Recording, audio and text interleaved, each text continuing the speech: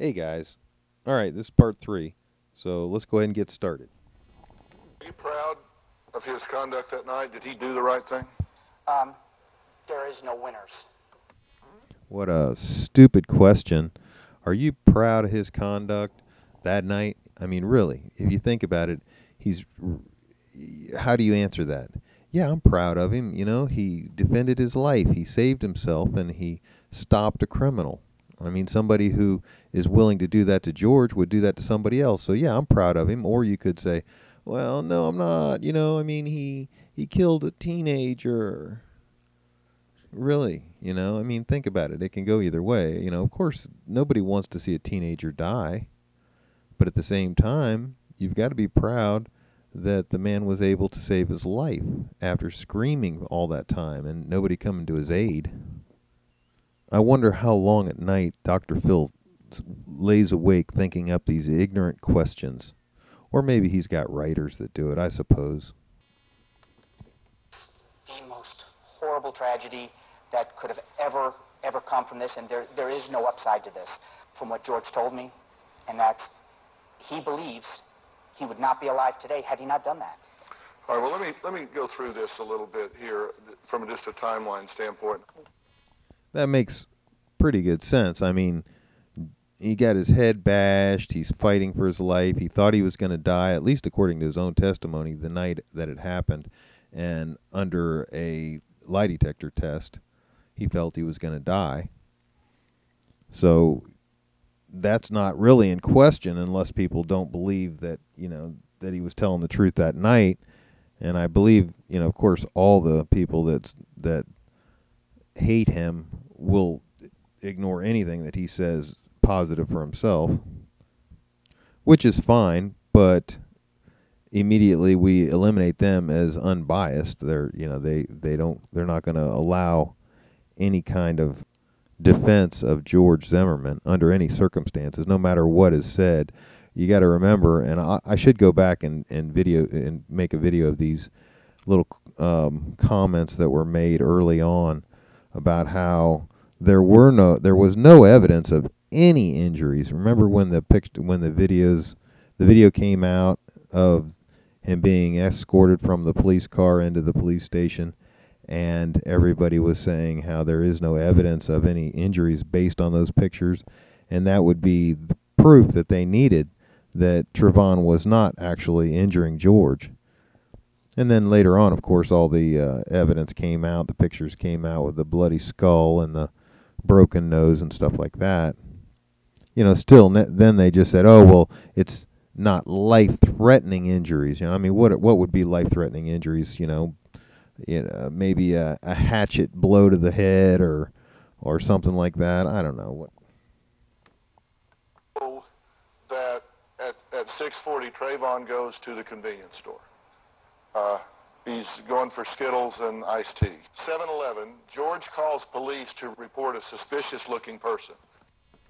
All right, so right away we can take a look at the incident timeline and see that they've got it wrong, because at 6:40 they say Trayvon goes to the convenience store, which is not true because according to the clock on the 7-Eleven surveillance camera, it says that he's leaving the store at 6:40. So right there, he's got a, you know, I mean, if you don't know what time he's going to the store or leaving the store, then obviously you have done no research. So this guy, Dr. Phil, obviously didn't spend more than 10 or 15 minutes looking at it. Then at 7-Eleven, George is calling the police, and they say George tells dispatcher he is following Trayvon. After the dispatcher tells him, "We don't need you to do that." Well, that's not right either, because George, the dispatcher asks him, "Are you following him?" And he says, "Yes." The dispatcher says, "We don't need you to do that." And George says, "Okay. Okay." And then he stops. At least that's what we get from the recording. Even if you go by the sound of the wind or the noise of the wind, then you'd have to agree within 10 or 15 seconds there is no more wind.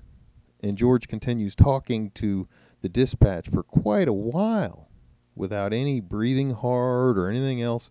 So, I guess you guys would have to figure out. I mean, the people that hate George so much would have to figure out what he was doing, how it was that he was chasing Trayvon while he's talking to the dispatch all that time and telling the dispatcher that he can't see George or he can't see Trayvon. And then they've got 7:12 p.m. according to Trayvon's girlfriend. Well, of course, we know that's not true. It wasn't his girlfriend. She was trying to make it that way, but it wasn't that way.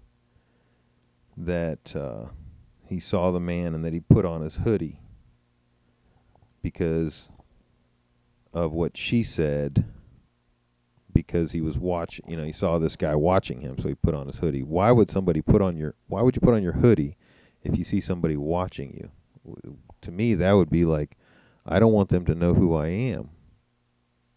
Again, why would you do that? I mean, if somebody's watching you, the assumption is in a gated community, it's somebody that's part of the neighborhood watch or some sort of security, especially since it's a newer SUV, looks like a soccer mom car. But if you listen to her statements, and I have 3 recordings of her statements. You can go back and look at my videos and see that she makes statements, and she says earlier on, as soon as he leaves the store, he puts on his hoodie because it's raining. So then again, she says he puts on his hoodie when he sees George. Did she see him at some point take off his hoodie? And then again at 7:13 to 7:15. Of course, that's, I guess, the time that her phone goes dead. So that's when she says, Trayvon asked George, "What you following me for?" So that's at the point that Trayvon confronts George, and even according to his girlfriend, quote unquote, she says that George is coming up on him. But in reality, it's Trayvon that asked the question, "What are you following me for?" And at 7:16, the phone dies. So that's how they know the timeline, at least according to, when the confrontation happened. And that's all we have. And really, we know that their timeline here is completely off, starting at the very beginning, because of course he was leaving the store heading home at 6:40. He wasn't. So he left the store at 6:40, and it's about a 10-minute walk, 15-minute walk at the most. So there was some space there that was lost, some time, I mean. Dispatcher, he is following Martin after he begins to run, and the dispatcher says, "We don't need you to do that." Now you say he wasn't following him, but He said he quit. He was walking in the direction that Trayvon went, and that's what George said. He saw him go in that direction, but when he went over there, he couldn't see. It was way too dark, and we know that. It was obvious through the recording that once he got out of the car, we could hear him get out of the car. We could hear the ding of the car door. We could hear him say he was running, and the dispatch asked him, "Which direction is he running?" And he said, "Towards the back entrance, which is south on the T." So he's at the T, he's running south, and we know where George's car is. So there's about 150 foot, 200 feet of space between George and Trayvon as George gets out of his car and Trayvon's running south. So that's how we know that Trayvon came back. There's no way a 17-year-old tall, skinny guy couldn't outrun an overweight, little pudgy guy. That's obvious. Well, in your book you say that he wasn't following. There's a twist kind of here in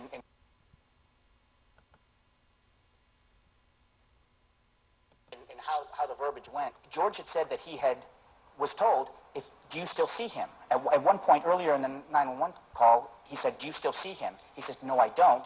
Then the dispatcher had said something along the lines of, "Well, do you still want us to send a police officer?" And he said, Now he's just continuing the misunderstanding or the mismemory of George.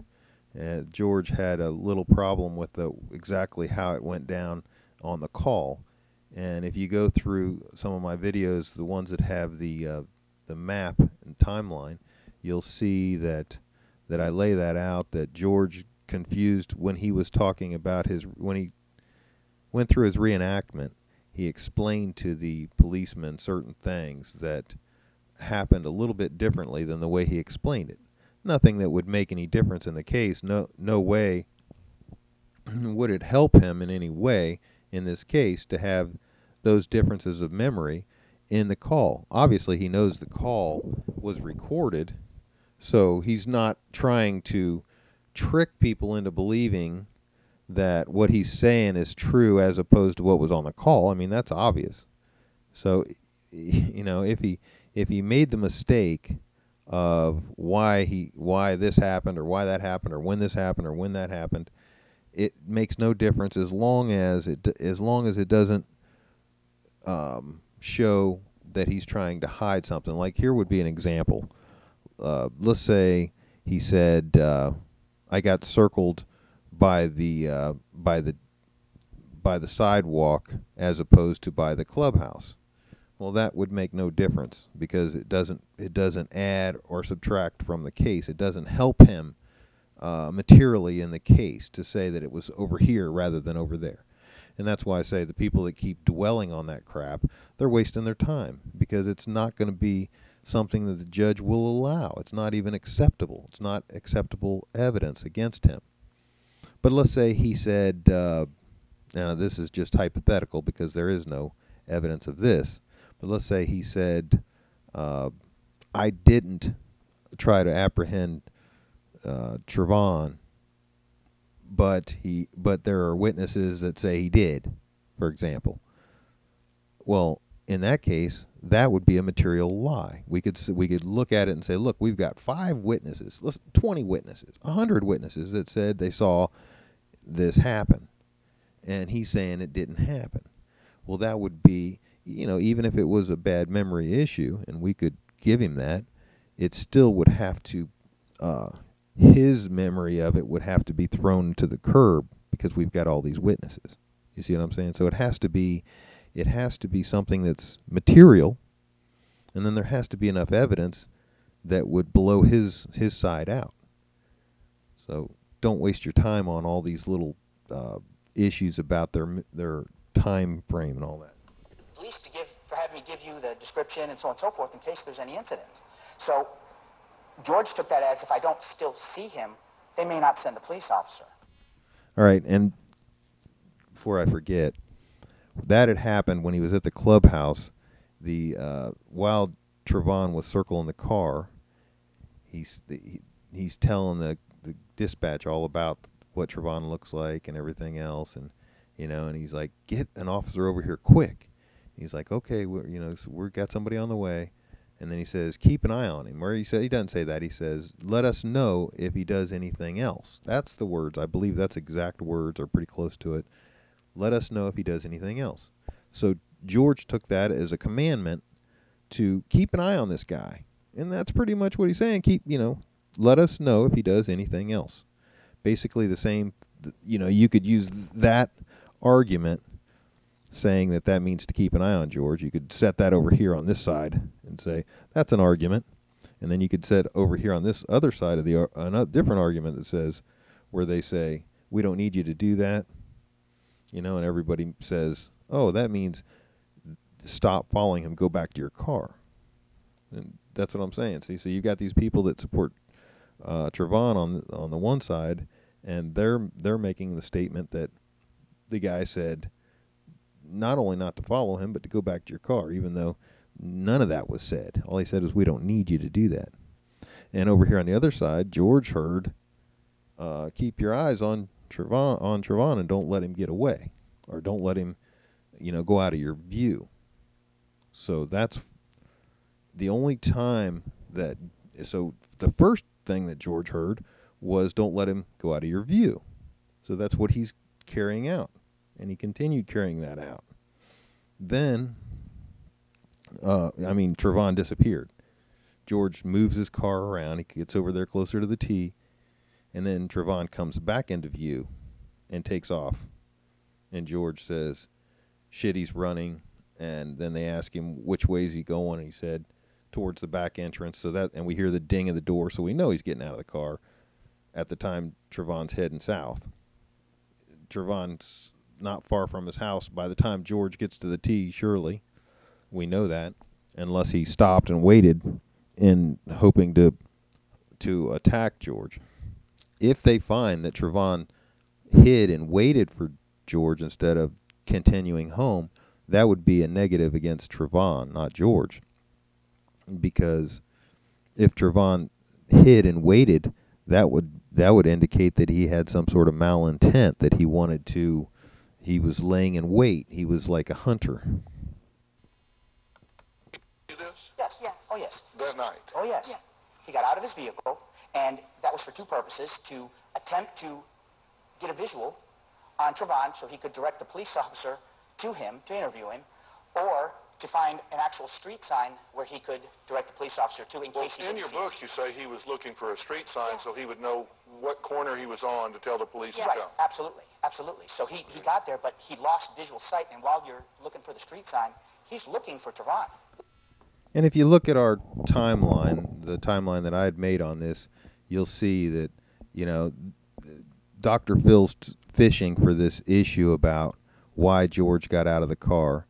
And again, I've said, and my videos will say it again and again if you want to watch them, basically that George was getting out of the car to keep an eye on Trayvon like he was told to do by the dispatch.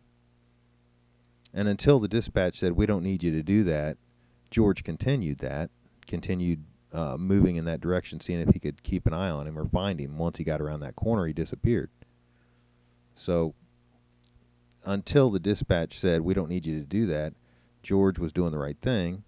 And then we have no evidence that he didn't turn around. So he says okay on the tape when he's told, we don't need you to do that.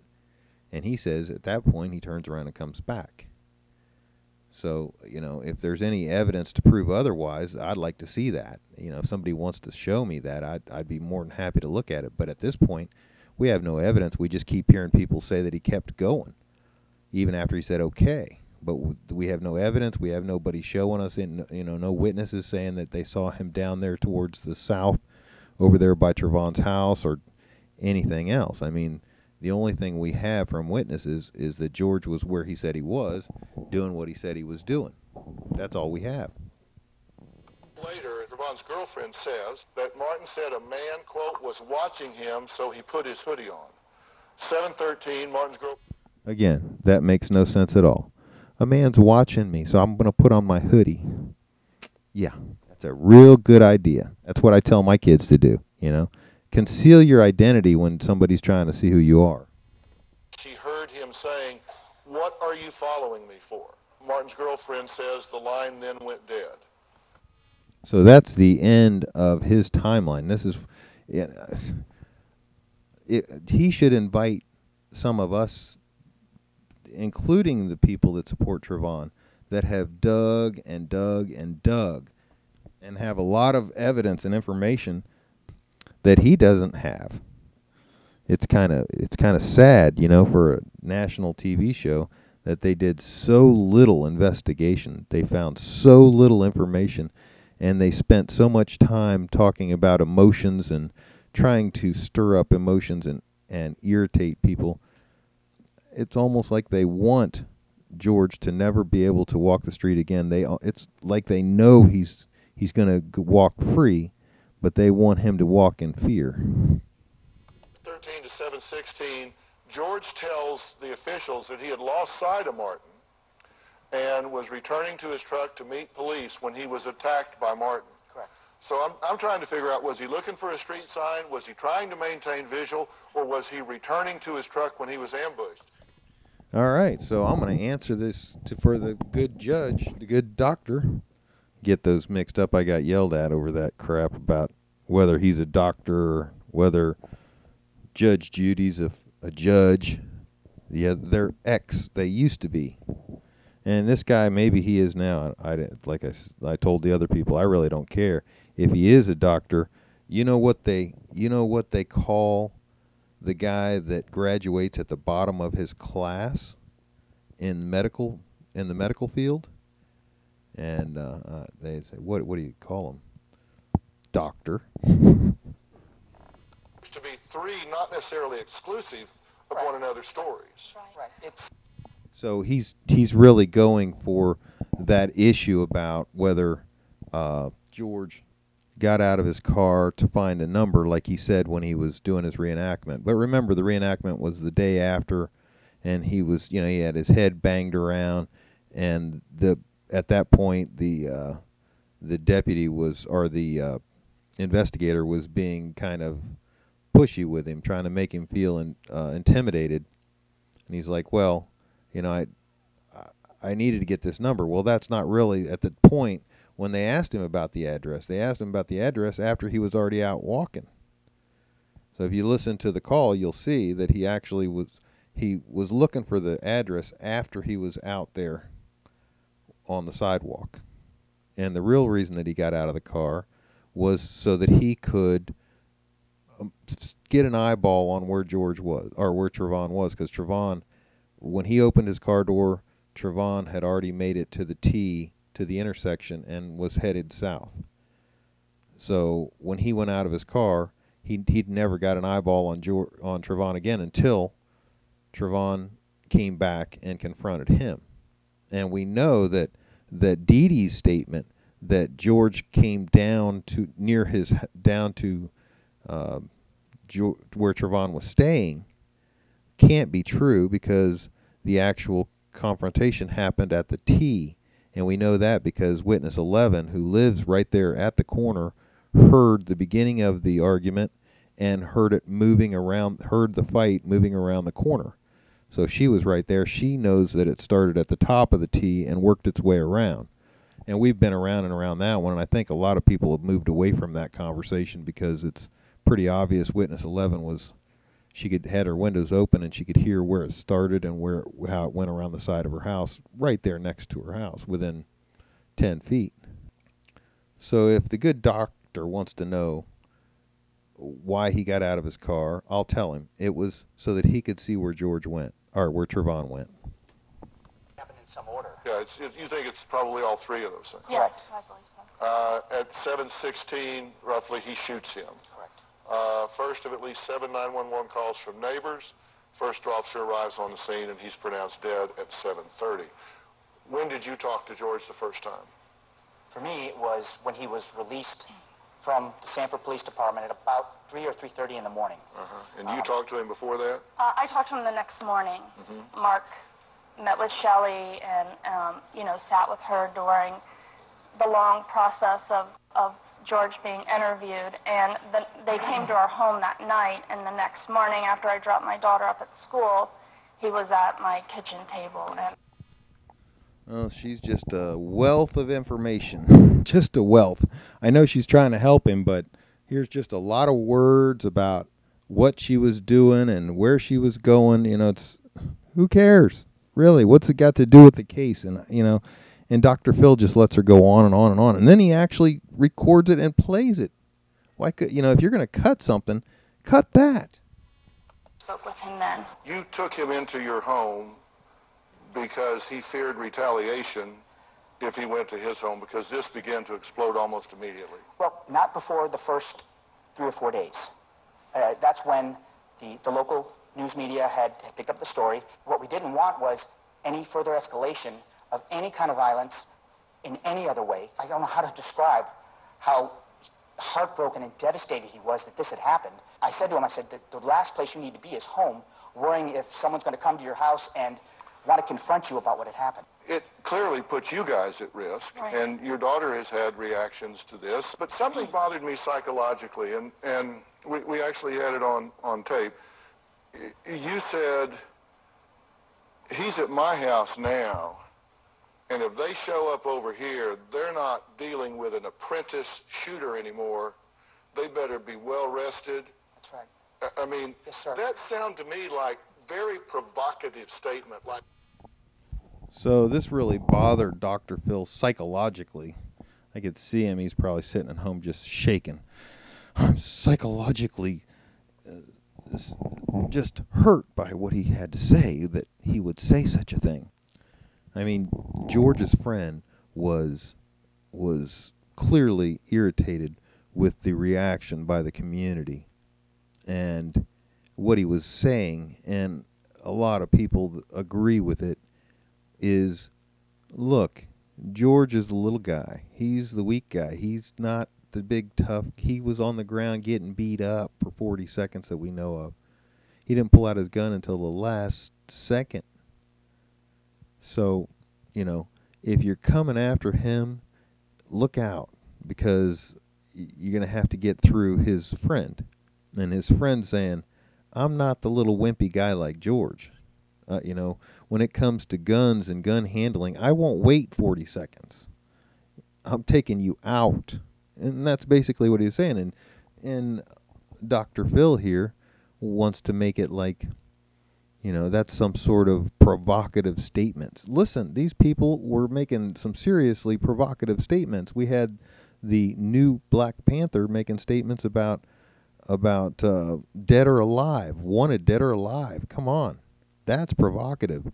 All his friend was saying is, listen, if you come to my door, expect to be met with equal force. If you come over here looking for a fight, you're going to find it.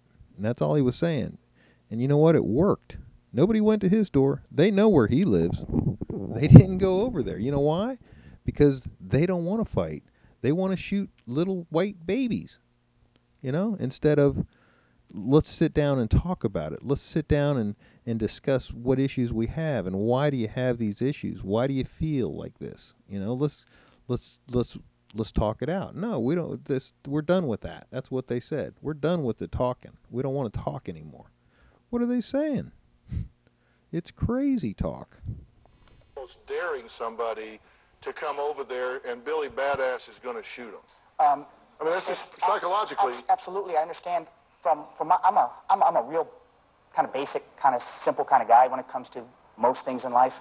All I know is when a threat to George and Shelley, which I consider family, and my wife and my child, if someone is making the threats of, regardless of what the evidence says, regardless of what we want to believe or any other statement, if we find out where he lives, hey, he may be at this residence, send the new Black Panthers, an armed terrorist group, over to their house so they can deal with him and they can go ahead and kill him.